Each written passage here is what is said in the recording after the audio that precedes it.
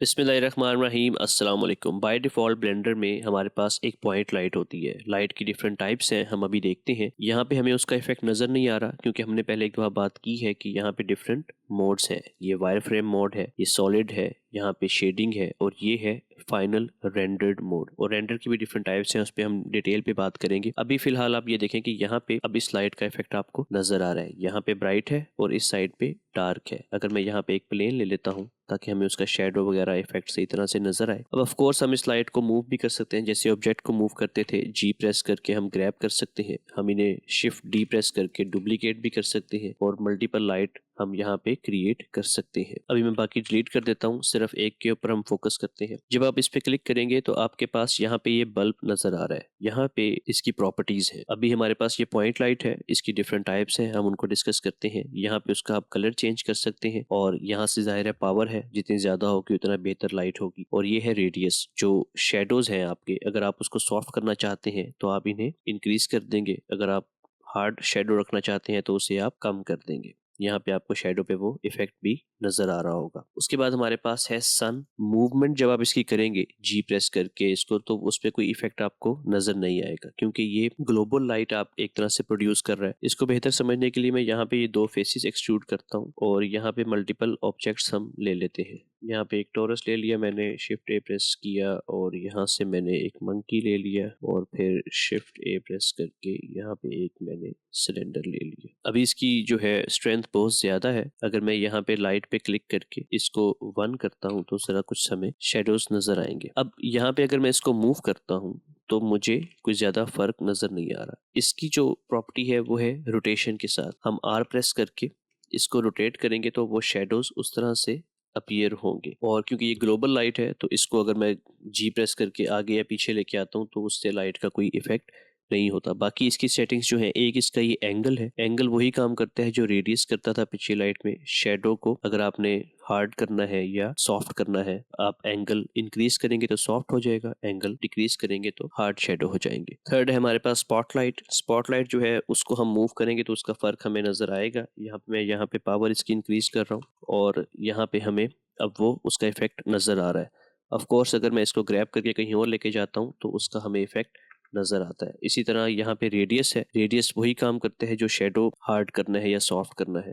यहाँ पे साइज है आपके स्पॉटलाइट का, उसे हम कम या ज्यादा भी कर सकते हैं। और यहाँ पे है ब्लेंड। जो रेडियस था वो तो शेडो को सॉफ्ट और हार्ड करता था ना, जो ब्लेंड है वो आपके लाइट के इफेक्ट को, अभी यहाँ पे देख रहे हैं आप किस तरह फेदर्स है, अगर मैं इसको बिल्कुल कम कर देता हूँ तो वो बिल्कुल हार्ड लाइट एक तरह से शेप लगेगी। और यहाँ से अगर मैं इसको इंक्रीज करता हूँ तो वो उस तरह से सॉफ्ट होती है, तो ये ज़्यादा बेहतर इफेक्ट भी देती है। और इसको हम वो हेलीकॉप्टर की लाइट जिस तरह से होती है उसमें भी हम इसे यूज़ कर सकते हैं। नेक्स्ट है हमारे पास एरिया लाइट। एरिया लाइट जो है ये बहुत यूज़ होती है प्रोडक्ट विजुअलाइजेशन के अंदर, और डिफरेंट सीन क्रिएट्स करने हो, आपने एनिमेट करना हो, तो सबसे ज़्यादा जो यूज़ होती है लाइट वो है ये एरिया लाइट। क्योंकि ये सिंपल प्लेन की तरह काम करती है जो लाइट प्रोड्यूस कर रहा है। हम यहाँ से इसको क्लिक करके इसका साइज़ जो है वो भी इंक्रीज़ कर सकते हैं। और यहाँ पे हम इसकी ज़रा पावर थोड़ी मैं कम करता हूँ तो हमें यहाँ पे शेडो जो है वो नज़र आ रहे हैं। और इसको भी अगर हम साइज, इसका जो है साइज़ से रेलिवेंट है। अगर साइज़ छोटा होगा तो शेडो हार्ड होंगे, अगर साइज़ बड़ा होगा तो शेडो सॉफ्ट होंगे। और यहाँ पे फिर इसकी डिफरेंट शेप्स हैं। हम इन्हें डिस्क शेप भी दे सकते हैं, हम एक्लिप्स शेप भी दे सकते हैं, सर्कल की शेप जिस तरह से होती है।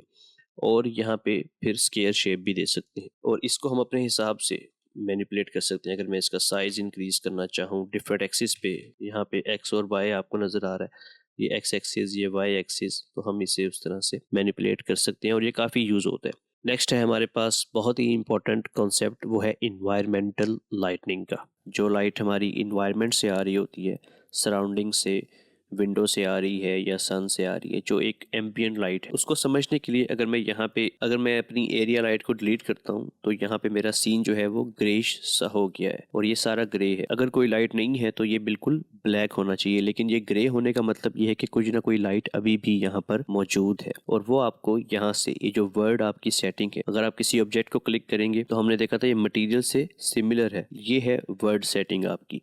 यहाँ से हम इन्हें एक्सेस कर सकते हैं। शेडिंग वर्क स्पेस पे पे अगर मैं जाता हूँ, अब यहाँ पे अगर मैं इस ऑब्जेक्ट को क्लिक करता हूँ तो यहाँ पे है ऑब्जेक्ट मोड। अगर मैं कोई मटेरियल अप्लाई करूंगा तो वो इस ऑब्जेक्ट के ऊपर अप्लाई हो। सिमिलरली अगर मैं यहाँ पे ड्रॉप डाउन पे चेक करता हूँ तो ये है वर्ड सेटिंग। अब मेरे पास जो ये ऑप्शंस अपीयर हुए हैं ये वही ऑप्शन है जो यहाँ पे मुझे नजर आ रहे हैं। कलर है, अगर मैं इस कलर को चेंज करता हूँ तो मेरे पूरे 3D व्यू पोर्ट का कलर जो रेंडर्ड मोड में है वो चेंज हो जाएगा। ये देख रहे हैं आप।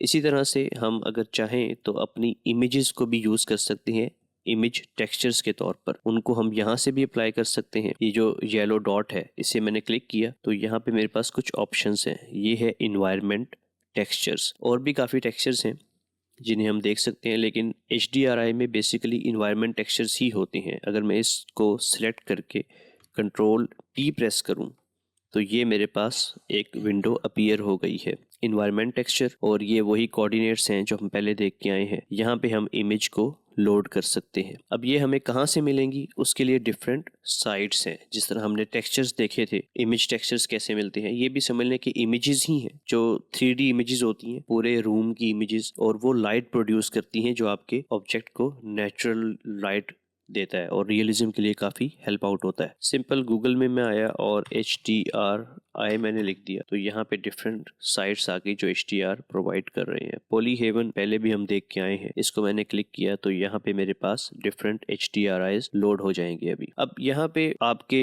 जो ऑब्जेक्ट है, आपका जो सीन है, उससे रेलिवेंट, मिसाल के तौर पर अगर तो कोई प्रोडक्ट है, कोई भी टेलीफोन टाइप है या कोई लैपटॉप है या कोई भी सीन आप बना रहे हैं हेडफोन्स का, प्रॉपर प्रोडक्ट है जिसमें प्रोडक्ट शूट होता है, स्टूडियो लाइट चाहिए होती है, और वहाँ पे अगर आप ये फॉरेस्ट या कोई सन वाली लाइट यूज़ कर लेंगे तो वो उस तरह से रियल नहीं लगेगा। तो उसके लिए हमें स्टूडियो लाइट जो है वो रेलिवेंट होती हैं। जैसे ये फोटो स्टूडियो है, क्योंकि स्टूडियो लाइट में वो सन वाली लाइट जो है ना वो काफ़ी कम होती है, तो उससे वो ज़्यादा रियलिस्टिक लगता है। आप यहाँ पे सर्च भी कर सकते हैं अपने सीन से रेलिवेंट। अगर हम यहाँ पे स्टूडियो लिखते हैं तो उससे रेलिवेंट हमें डिफरेंट ऑप्शंस मिल जाते हैं। इसी तरह अगर कोई आउटडोर का शूट है या कोई आउटडोर का सीन है तो उसके लिए जो ये सीन्स हमें नज़र आ रहे हैं आउटडोर के, उनको डाउनलोड कर सकते हैं। फिलहाल मैं यहाँ पे कोई भी एक इंटरनल इंडोर शूट के लिए कोई एग्जाम्पल जो है, मिसाल के तौर पर जैसे ये स्मॉल स्टूडियो नाम है इसका, इसको मैंने क्लिक किया, ये ओपन हो गया और यहाँ से हम इसे डाउनलोड कर लेंगे। जैसे ही हम क्लिक करेंगे वो अपना टाइम लेगा और डाउनलोड हो जाएगा। अगर मैं इस बैकग्राउंड पे क्लिक करता हूँ, Ctrl+T प्रेस करता हूँ तो यहाँ पे वो इन्वायरमेंट टेक्सचर हम यहाँ पे अप्लाई कर सकते हैं। पिंक का मतलब ये है कि अभी कोई टेक्सचर इसके ऊपर अप्लाई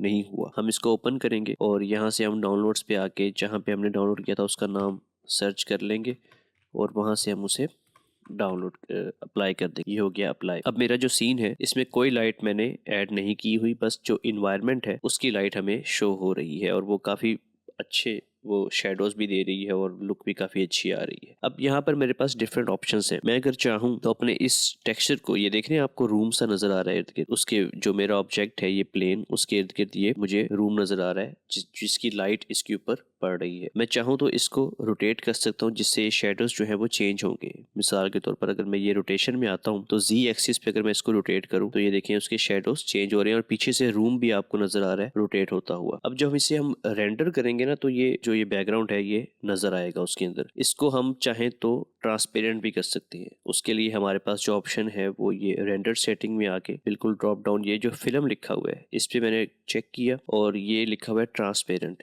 इसे मैं चेक करूंगा तो वो ट्रांसपेरेंट होगा और फिर भी इसको मैं रोटेट करूंगा तो जाहिर है जो इन्वायरमेंट टेक्सचर है वो तो रोटेट हो रहा है। तो यहाँ पर ये ऑप्शन है। बाकी जो ये XYZ है इसको ना करें क्योंकि ये उसकी लोकेशन वगैरह खराब करेगा और रोटेशन Y एक्सिस पे तो जाहिर है वो रियलिस्टिक नहीं लगेगी चीज, और स्केल बिल्कुल भी ना छेड़े। बस ये जो Z है इसको आप रोटेट कर सकते हैं, शेडोज को कि लाइट कहाँ पे पड़े, किस तरह से वो उसको अपीयर करे, और ये काफी बेहतर होता है अगर आप चाहते हैं कि रियलिज्म आपने अपने ऑब्जेक्ट के ऊपर लेकर आना है। कैसे लेकर आएंगे, मिसाल के तौर पर अगर मैं यहाँ पे कोई क्यूब लेता हूँ, साइज इसका जरा मैंने बड़ा कर लिया। अब इस क्यूब को अगर मैं यहाँ पे सब डिवाइड करूँ और थोड़ी डिटेल ऐड करता हूँ इसके अंदर, इसको हम यहाँ से सब डिवाइड कर लेते हैं और अगर मैं इसको शेड स्मूथ करके यहाँ पे, अब ये वर्ड की सेटिंग है, यहाँ पे मैं ऑब्जेक्ट पे आया, न्यू पे थोड़ी सी मेटलनेस मैंने इसमें दी और कलर इसका मैंने चेंज कर दिया, कोई रफनेस थोड़ी कम कर दी। तो ये देखें कैसी इसको लुक दे रहा है वो। और हम चाहें तो इसके शेडोज यहाँ पे चेंज कर सकते हैं वर्ड सेटिंग में आके, Z एक्सिस पे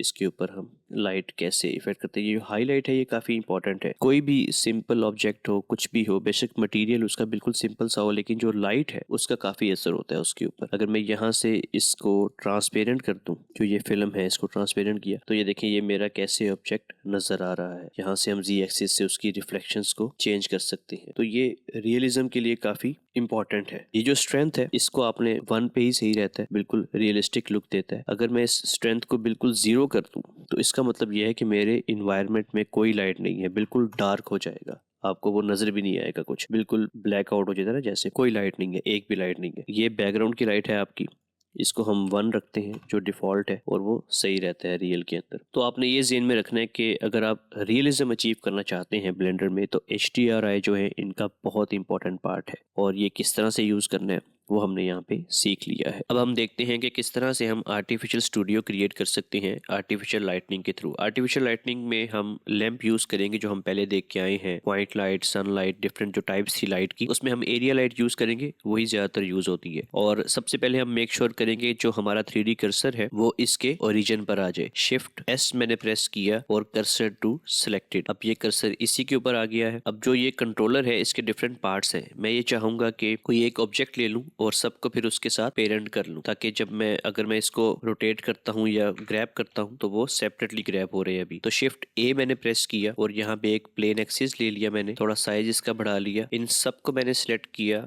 और फिर मैंने इसको सिलेक्ट करके कंट्रोल P प्रेस करके ऑब्जेक्ट, और हमने ये कीप ट्रांसफॉर्म। अब मैं जब इसको रोटेट करूंगा अपने एम्प्टी को, तो मेरा जो कंट्रोलर है वो साथ ही रोटेट होगा। यहाँ पर जो पिवट पॉइंट है इसे हम करेंगे 3D कर्सर। उससे ये होगा कि जो भी हमारी लाइट है वो 3D कर्सर की तरफ डायरेक्ट करेगी। जब हम रोटेट करेंगे तो उसी के हिसाब से सर्कुलर रोटेशन हो या अपवर्ड डाउनवर्ड कोई भी रोटेशन हो वो 3D कर्सर के हिसाब से करेगा। अभी आपको समझ में आ जाएगा। बेहतर तो यही है कि सबसे पहले हम इन्वायरमेंट क्रिएट करें, और उसके लिए हम जाते हैं शेडिंग पे, और यहाँ से हम वर्ल्ड सेटिंग पे आके अपने बैकग्राउंड के पास कंट्रोल T प्रेस करते हैं और यहाँ पे इन्वायरमेंट टेक्सचर ऐड करते हैं। और एक और तरीका भी है कि आप ये कलर के साथ जो डॉट है ये वर्ल्ड सेटिंग में, इस पे हम क्लिक करें और यहाँ से हम इन्वायरमेंट टेक्सचर ऐड कर सकते हैं। फिर बाद में कंट्रोल T प्रेस करके जो मैपिंग और टेक्सचरिंग नोड है वो ऐड कर सकते हैं। मैं यहाँ पर ऐड नहीं कर रहा इन्वायरमेंट टेक्सचर, क्योंकि मैं ये चाह रहा हूँ कि जो भी हम आर्टिफिशियल लाइट प्रोड्यूस करें तो उसमें फर्क करना आसान हो जाए। इन्वायरमेंट होगा ही नहीं तो फिर जो भी लाइट होगी वो आर्टिफिशियल ही होगी। अगर मैं इन्वायरमेंट भी ऐड करता हूँ और फिर आर्टिफिशियल लाइटनिंग भी, तो कंफ्यूजन हो जाएगी कि कौन सी लाइट आर्टिफिशियल है कौन सी इन्वायरमेंट है। सिर्फ समझाने के लिए ऐसे कर रहा हूँ, लेकिन जब आप प्रैक्टिकल करेंगे तो इन्वायरमेंट यहाँ पे ऐड कर लें और उसके बाद फिर लाइटनिंग करें। अब यहाँ से हम आ जाते हैं रेंडर्ड पे, और यहाँ पे हमारे पास ये हमारा ऑब्जेक्ट है। शिफ्ट A मैंने प्रेस किया और यहाँ पे दी मैंने एरिया लाइट, Z प्रेस करके मैं इसको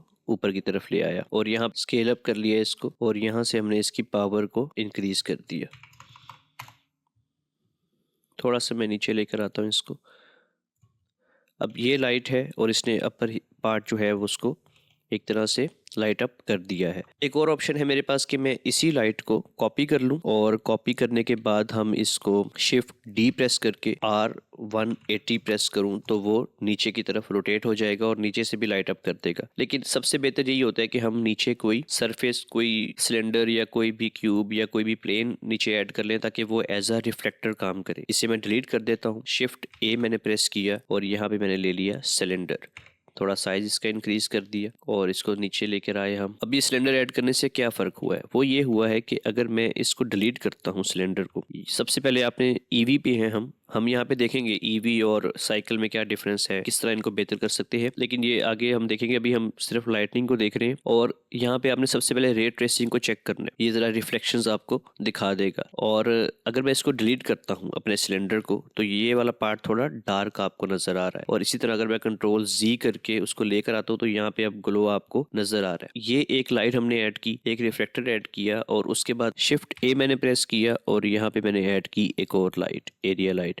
और यहाँ से हम इसको X एक्सिस की तरफ लेकर आए। यहाँ से हमने इसको रोटेट कर लिया Y एक्सिस की तरफ, और यहाँ से हम इस लाइट के जो साइज है उसे भी हमने इंक्रीज कर दिया, और यहाँ से इसकी पावर को हमने बढ़ा दिया। इस साइड पे उसकी लाइटनिंग आ गई। इसी तरह फिर हमने इसको एक और कॉपी ले ली इसकी। थोड़ा सा मैं इसको डिस्टेंस थोड़ा दूर करता हूँ इसका। टॉप व्यू से मैं देख रहा हूँ इसको। 7 मैंने प्रेस किया, शिफ्ट D मैंने प्रेस किया, R प्रेस किया, तो अब मैंने इसको रोटेट करके एज अ सर्कुलर मूवमेंट वो रोटेट कर रहा है। क्यों? क्योंकि वो हमने पिवट पॉइंट जो है वो 3D कर्सर को लिया हुआ है। तो हमने यहाँ पे थोड़ा सा इसको साइड पे किया, फ्रंट में मैंने इसको ऐड नहीं किया, थोड़ा साइड पे रखा है, क्योंकि अगर फ्रंट पे ऐड कर देना बिल्कुल लाइट तो वो एज अ फ्लैश लाइट काम करता है, स्पॉट सा नजर आता है, वो अच्छा नहीं लगता। तो हाईलाइट के तौर पे मैंने इन दो लाइट्स को फिर कॉपी कर लिया, शिफ्ट डी प्रेस करके आर प्रेस किया और इनको रोटेट करके इस साइड पर ले आया और यहाँ से हम इन्हें थोड़ा सा रिड्यूस भी कर देते हैं। बेसिक कॉन्सेप्ट ये है कि एक होता है की लाइट, फिर होती है फिल लाइट और एक होता है बैक लाइट, जो बैक से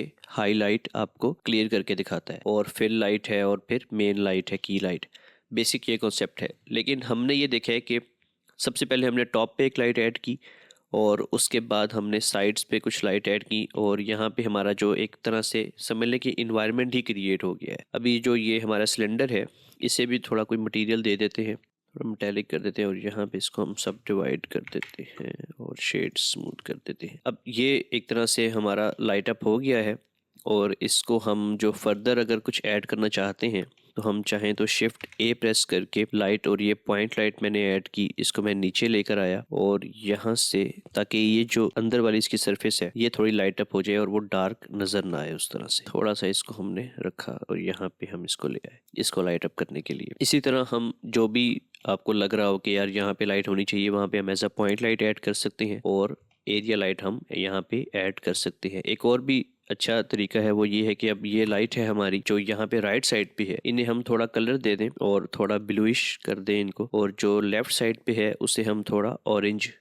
शेड दे दें। उससे ये होगा कि वो वार्म और कोल्ड का इफेक्ट आपको नजर आएगा लाइट के ऊपर, जो काफी अपीलिंग लगता है। अभी हम ईवी में हैं और यहाँ से अगर हम साइकिल्स पे जाते हैं तो और अच्छा रिजल्ट हमें देगा, क्योंकि वहाँ पे रिफ्लेक्शंस काम करती हैं और इनकी हम सेटिंग्स को देखेंगे अभी बाद में आगे जाके। बेसिक प्रिंसिपल्स यही हैं कि हमने एक टॉप पे लाइट ऐड किया है और नीचे हमने एक रिफ्लेक्टर के तौर पर एक सिलेंडर ऐड कर दिया है। आप कोई भी शेप, प्लेन या कुछ भी ऐड कर सकते हैं, लाइट भी ऐड कर सकते हैं जो नीचे से ग्लो करे, और फिर हमने सराउंडिंग में लाइट्स ऐड की हैं और अच्छी लुक देने के लिए हमने थोड़ा कलर चेंज किया, लाइट का ब्लूइश और येलोइश शेड दिया उनको। और उसके अलावा अगर हम कुछ हाईलाइट करना चाहते हैं, जैसे यहाँ पे कोई पार्ट है, तो उसके लिए हमने पॉइंट लाइट ऐड की है। और जाहिर है अगर आप इन्वायरमेंट ऐड करेंगे, HDRI ऐड करेंगे तो और भी बेहतर रिजल्ट्स आएंगे। बेसिक्स यही है।